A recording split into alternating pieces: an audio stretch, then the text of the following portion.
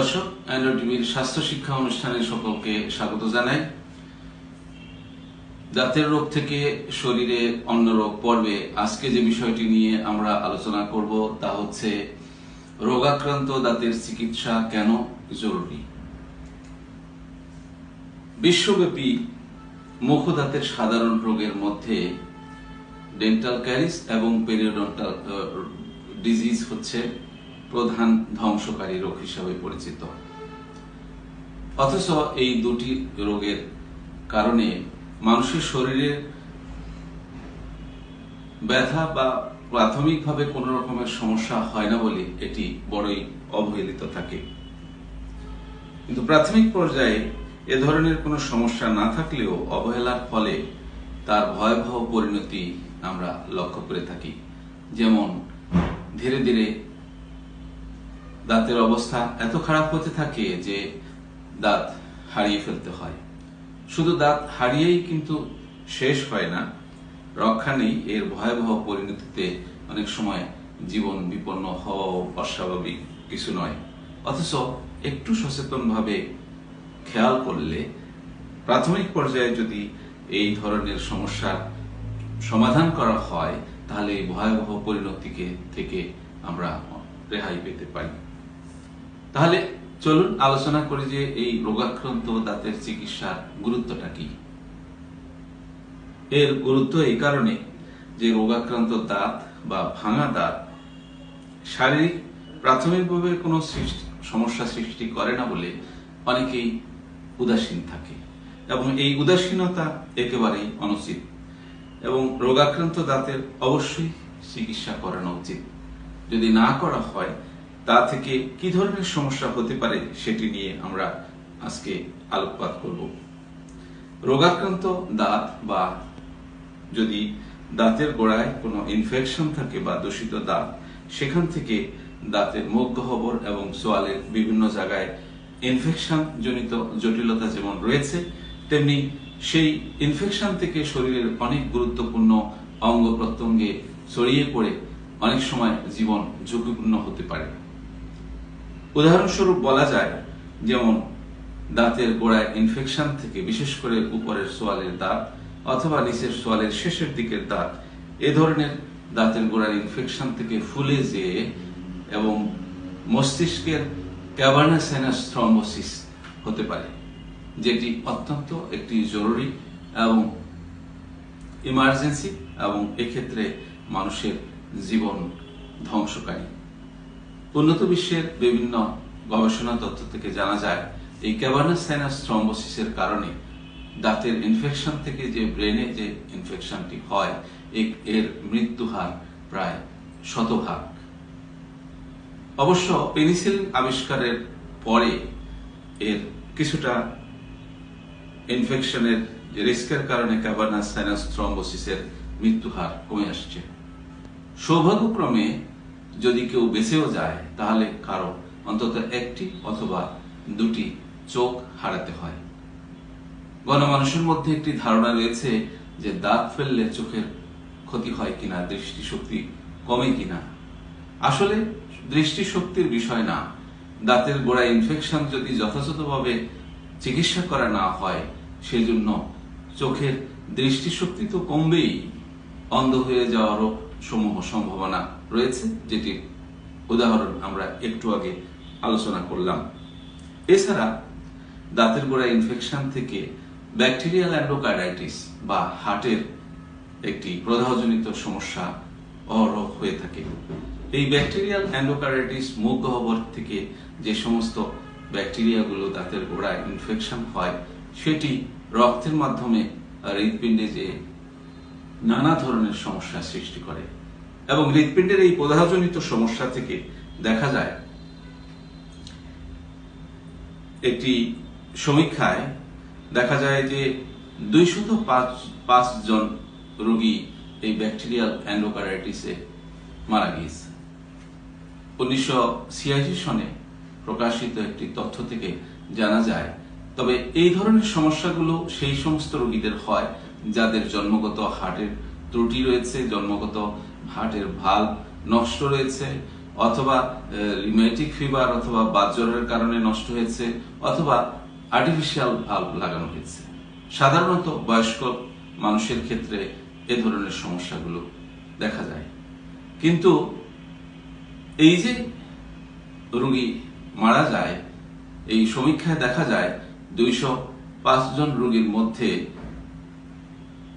মাত্র 13 জন রোগীর বয়স 40 বছরের নিচে, আর বাকিদের বয়স 60 থেকে 80 বছরের ঊর্ধ্বে। তাহলে ব্যাকটেরিয়াল এন্ডোকার্ডাইটিস বা হৃদযন্ত্রের যে প্রদাহজনিত সমস্যা, সেটি দাঁতের ইনফেকশন থেকে যে হয়, সেটি অত্যন্ত ঝুঁকিপূর্ণ। বিভিন্ন আন্তর্জাতিক গবেষণা থেকে জানা যায়। এছাড়া দাঁতের গোড়ায় ইনফেকশন যদি থাকে, তা থেকে ইনফেকশন যেমন মস্তিষ্কে পুঁজ জমা, শ্বাসযন্ত্রে পুঁজ জমা, কিডনি সমস্যা যেমন গ্লোমারুলোনেফ্রাইটিস, পাইলোনেফ্রাইটিস এ ধরনের সমস্যা যেমন হতে পারে, তেমনি ভাবে দূরবর্তী শরীরের কোনো অঙ্গের ত্বকেও ইনফেকশন হতে পারে। এছাড়া রোগাক্রান্ত বা দূষিত দাঁতের কারণে নষ্ট হয়ে যায় পার্শ্ববর্তী দাঁত। কিভাবে? যখন একটি দাঁত ক্ষতিগ্রস্ত হয়, তখন রোগীরা প্রথমত সমস্যা না হলেও পরিণতিতে ব্যথা হয়, ব্যথার ভয়ে এই দিকটি খাওয়া বন্ধ করে দেয়, এবং দাঁত ব্রাশ করার ক্ষেত্রেও এই সাইডটি ব্রাশ করে না। ফলে খাদ্যকণা জমে গিয়ে ওখানে ডেন্টাল প্ল্যাক এবং এই যেটাকে বলি আমরা পাথর জমে স্থানীয়ভাবে ডেন্টাল ক্যারিস এবং মাড়ির প্রদাহজনিত রোগ সৃষ্টি করে, এবং এই দুটি রোগের কারণে পার্শ্ববর্তী ভালো দাঁতও নষ্ট হয়ে যায়। ফলশ্রুতিতে দেখা যায় মাড়ি ক্ষতিগ্রস্ত, মুখ থেকে রক্ত পড়ে, অথবা সামান্য কথা বলতে গেলেও রক্ত পড়ে, ব্রাশ করার সময় রক্ত পড়ে। অনেকে এমনও বলে ঘুম থেকে উঠে বের হয়ে আসলে মুখে দেখা যায় লালার সাথে রক্ত মিশ্রিত হয়ে আছে। এ ধরনের প্রদাহজনিত সমস্যা শরীরের জন্য অনেক ঝুঁকিপূর্ণ। মহিলাদের যদি গর্ভাবস্থায় এ ধরনের সমস্যা হয়, তাতে দেখা যায় গর্ভবতী মহিলাদের মুখে প্রেগন্যান্সি টিউমার নামে এক ধরনের টিউমার সৃষ্টি হয়। এই প্রেগন্যান্সি টিউমার এ থেকে ব্লিডিং হয়, এর ফলে মায়ের স্বাস্থ্য এবং গর্ভস্থ শিশুর স্বাস্থ্য উভয়ই ঝুঁকিপূর্ণ হয়। যেমন মায়ের স্বাস্থ্যের ক্ষেত্রে আমরা দেখি যে মাড়ি থেকে রক্ত পড়া এবং প্রেগন্যান্সি টিউমার বা মাড়ি ফুলে গিয়ে যে ধরনের সমস্যা সৃষ্টি করে, তাতে যেমন পুষ্টিহীনতা সৃষ্টি হয়, আবার এই ধরনের সমস্যা থেকে গর্ভস্থ শিশুর নানা ধরনের প্রতিক্রিয়া হতে পারে। উন্নত বিশ্বে এই কারণে সুইজারল্যান্ড, জার্মানি, নরওয়ে, ইউরোপিয়ান কান্ট্রিগুলোতে গর্ভাবস্থায় নিয়মিত স্বাস্থ্য পরীক্ষার অংশ হিসাবে মুখ ও দাঁতের স্বাস্থ্য পরিচর্যার জন্য অন্তত 2 বার ডেন্টিস্টকে ভিজিট করার পরামর্শ দেওয়া হয়। এ ধরনের দুর্ভাগ্যজনক হলেও সত্যি এ ধরনের প্রেগন্যান্সি গাইডলাইন আমাদের দেশে প্রচলিত নেই। তবে গর্ভাবস্থায় মুখ ও দাঁতের স্বাস্থ্য পরিচর্যা যথাযথভাবে করলে তা থেকে অনেকাংশেই রেহাই পাওয়া যায়। আমাদের দেশেও একটি গবেষণা তথ্য থেকে জানা যায় 108 জন রোগীর একটা গবেষণা তথ্য থেকে দেখা যায় এই ব্যাকটেরিয়া এই ধরনের যে মাড়ির প্রদাহজনিত সমস্যা গর্ভাবস্থায়, সেখান থেকে প্রায় 95% অর্থাৎ 95% গর্ভবতী মহিলা এ ধরনের সমস্যার সম্মুখীন হয়। এবং এই অবস্থা থেকে যদি কোনো ধরনের পরামর্শ গ্রহণ না করা হয়, পরবর্তীতে গর্ভস্থ শিশুর স্বাস্থ্য ঝুঁকিপূর্ণ হয়। কি হতে পারে? যেমন বিভিন্ন আন্তর্জাতিক গবেষণা লব্ধ তথ্য থেকে জানা যায় যে গর্ভস্থ শিশু ওজন কমে যেতে পারে, যেটাকে বলে অপুষ্ট শিশু জন্মগ্রহণ করতে পারে, বিকলাঙ্গ শিশু জন্মগ্রহণ করতে পারে, এবং অকাল গর্ভপাত হওয়া বিচিত্র কিছু নয়। উপরোক্ত আলোচনা থেকে আমরা এই বিষয়টি অন্তত জানা গেল যে মুখ ও দাঁতের স্বাস্থ্য পরিচর্যা যেমন একটি গুরুত্ব রয়েছে, তেমনি রোগাক্রান্ত দাঁতের চিকিৎসারও যথার্থতা রয়েছে। কারণ দাঁত কোনো হেলাফেলার কোনো বিষয় নয়, শরীরের অন্যান্য গুরুত্বপূর্ণ অঙ্গ প্রত্যঙ্গের মতোই একটি অঙ্গ। সুতরাং এর যথাযথ পরিচর্যা এবং যথাসময়ে এর চিকিৎসা গ্রহণ করা একান্তই জরুরি। অন্যথায় যে ধরনের সমস্যাগুলো আমরা আলোচনা করলাম, এই ধরনের জীবনঘাতী সমস্যা সৃষ্টি হওয়া অস্বাভাবিক কিছু নয়।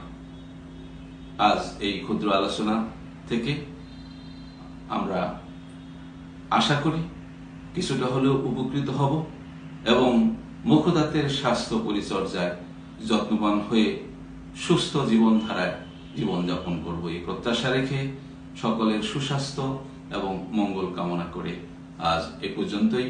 আবার হয়তো দেখা হবে অন্য কোনো দিনে অন্য কোনো বিষয় নিয়ে। ধন্যবাদ সকল।